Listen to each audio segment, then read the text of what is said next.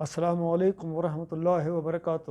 میں ہوں آپ کا ٹیچر زبیر وہاب اور آپ دیکھ رہے ہیں mentoring on screen YouTube channel. آج کے اسلامیات کے اس سبق میں ہم حدیث نمبر 10 کا مطالعہ کرتے ہیں۔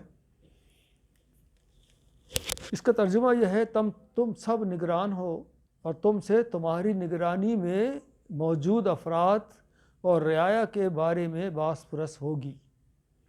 یعنی اس حدیث میں ہر آدمی کو نگران مقرر کیا گیا۔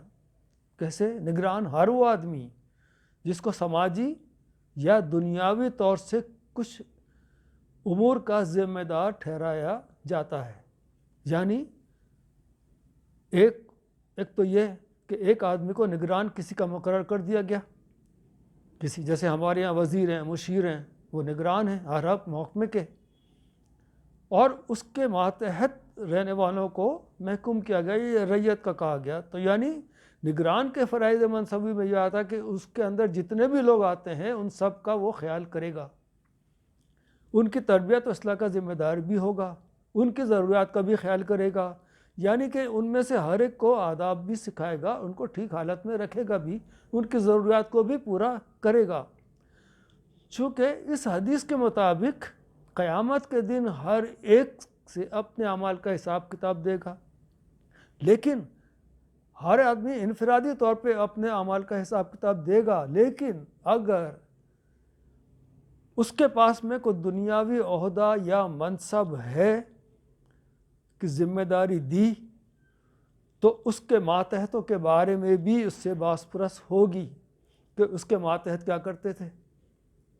آیا جو لوگ تھے اس کے جو اس میں آتے تھے رعیت داری میں، اس کی دیکھ بھال کی نہیں کی، ان کی ضروریات کو پورا کیا نہیں کیا۔ اسی طرح چنانچہ بادشاہ سے یا آج کل کے جیسے ہمارے یہاں حکمران ہیں، ان سے باس پرس ہوگی کہ ان کے ساتھ میں عوام کے ساتھ میں آپ نے انصاف کیا نہیں کیا، ان کے حقوق پورے کیے نہیں کیے، یا ان کا تحفظ کیا یا نہیں کیا، یہ حکمران سے پوچھا جائے گا۔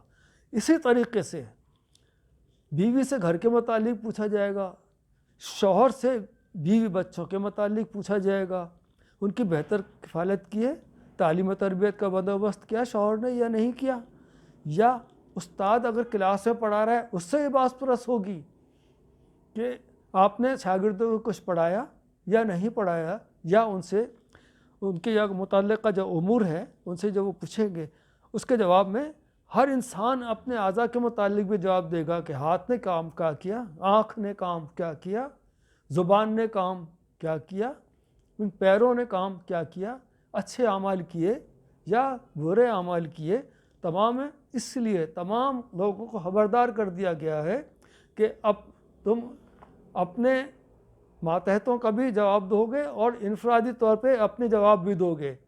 تو اس حدیث کے مطابق تم سب نگران ہو اور تمہاری نگرانی میں موجود افراد بھی تمہارے جو ہے نا وہ رعایا کے بارے میں ان سے ہی باس پرس ہوگی۔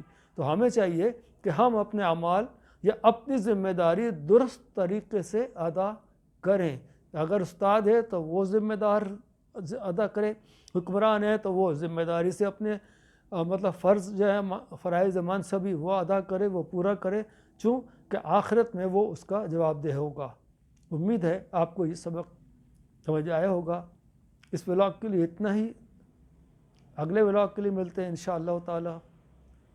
اجازت دیجیے، اللہ حافظ، السلام علیکم ورحمۃ اللہ وبرکاتہ۔